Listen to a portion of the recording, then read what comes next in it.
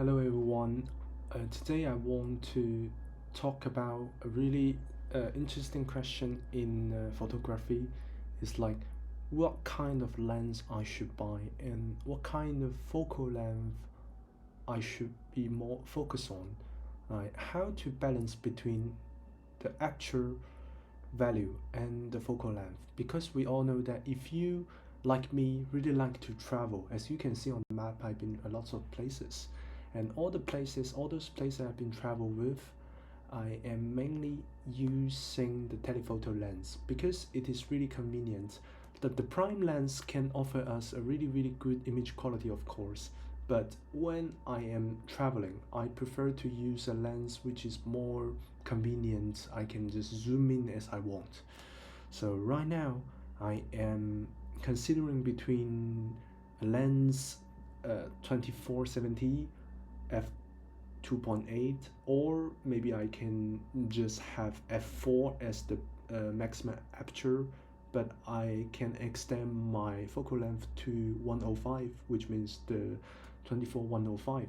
So with this question and with the use case of my own use case, I decided to run a data analysis program.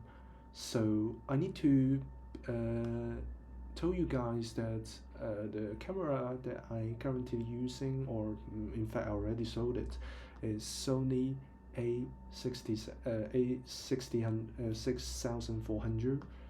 This is a really good APS-C hybrid camera, mirrorless. I used it for 6 years. I bought it in 2019, and I'm really satisfied with this camera. And the only thing I'm not satisfied with is the grip, because this machine is really small. This camera is really small, so my hand is relatively really big. So it is not really convenient or comfortable for me to hold the camera. So right now, and I also want to use a full frame, like if you like photography, in the end I think you will upgrade from APS-C, maybe from M43 to APS-C, and then to the middle formats, and then and so on and so forth. So I think I'm going to upgrade to a full frame camera. But before that, I want to know, like, what kind of focal length I use the most, what kind of aperture I actually use the most when I'm shooting. So I just go to the Lightroom and I collect a lot of data points, and in the end I put that all the things into an Excel sheet, and right now I think we can analyze it. Since I only brought the 70 to 350 this lens uh, in the February of this year, so I didn't use it a lot. So during this time, during this period, I have both lens. In total, I took 1682 pictures. Like, it is not how many times I press the shutter, it's just like how much photo that I'm get satisfied with.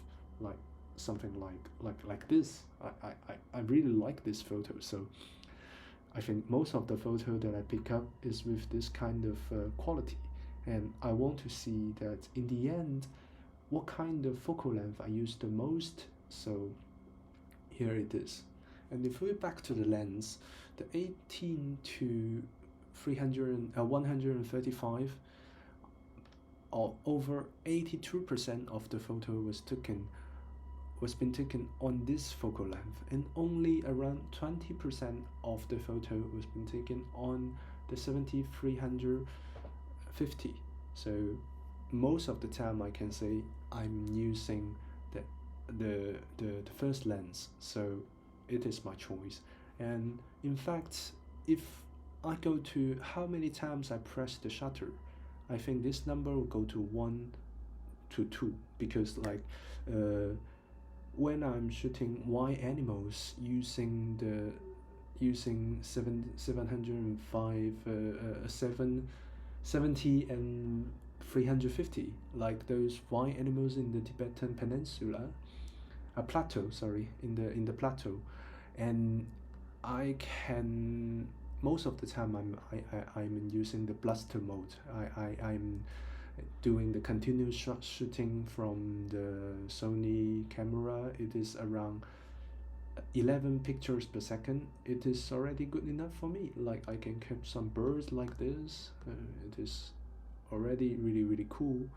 So I think, but in the end, we can see that the outcome is only 20% is on the long focal length telephoto lens. And if we move on which focal length actually use the most, the first interesting thing is popping up in here. I don't know, it is only me or a lot of people. Maybe it's for everyone it's like this. I only use the two end.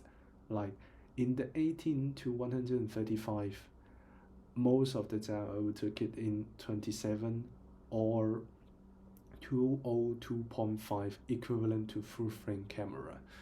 So I think it means that most of the time I think the lens is not wide enough, the lens is not long enough for me, so I've used this to end the most. And also for 70 to 350, it's also the same thing.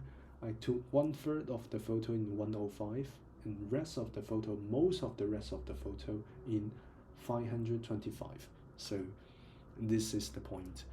And if we move on, if I don't count the 4 extreme points in our data set, we can see that actually in 18135, the data is distributed quite normally. It looks like a student distribution, but for 70 to 350, I don't think there is any kind of distribution on it, and it is around most of the focal length is one picture only. Maybe I didn't use it long enough, I think it's the reason, but we can say that because it is from 100 to 500, we have so many focal length in between. I think maybe I need more time to see which range that I use the most. But right here, right now, you can see I really like to use the two ends. And if we move on to, okay, I don't think this chart can tell us any information about it because like the 4 extreme points on the data are completely distorting us. We don't know what is really happening. But if we remove those 4 extreme points and we take a closer look at what is going on the focal length, we can see that actually we can see this is a really high point. It is around 50. So I think that's why most of the prime lens get its focal length like f1.2 or 1.8, those kind of big actual prime lens, their focal length is around 50. And the second point is around 35.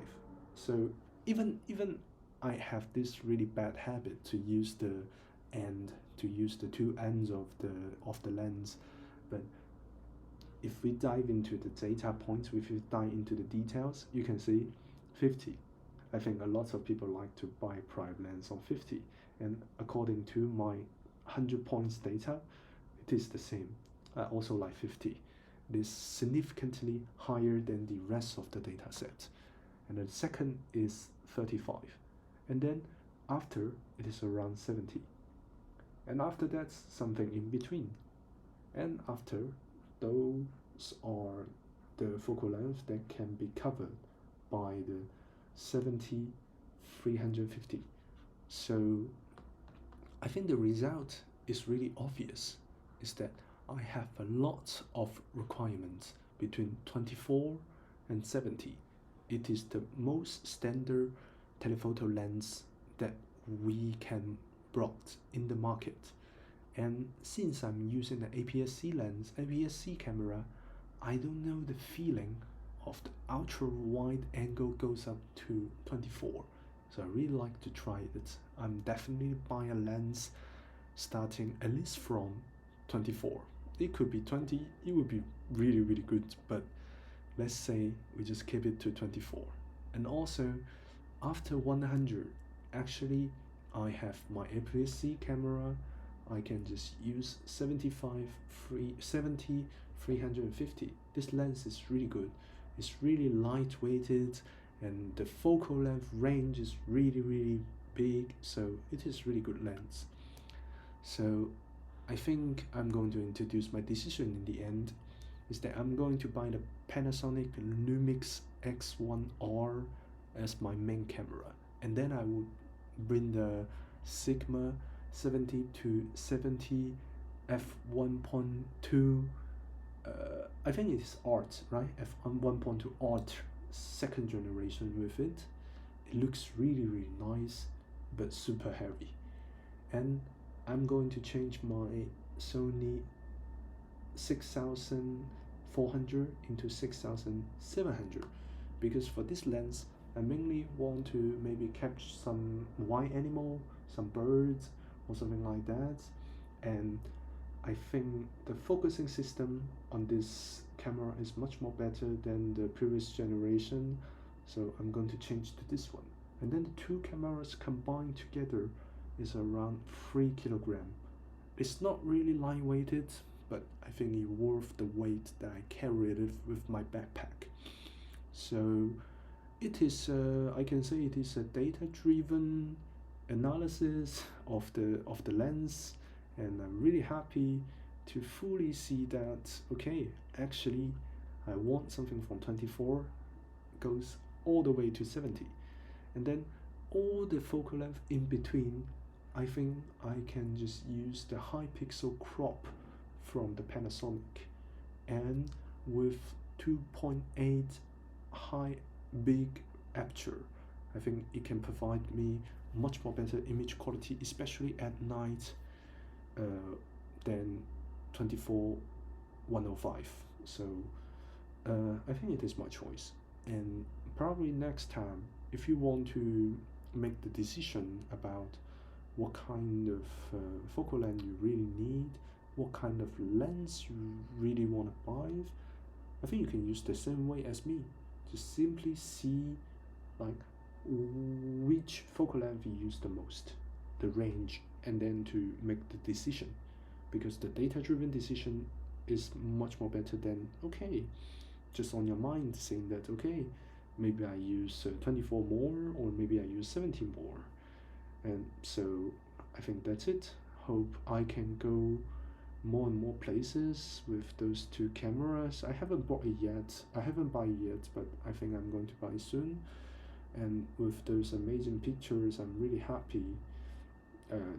Those cameras bring me so many potentials to see so many places and keep the memories. So I think that's it. Hope you enjoy it. See you.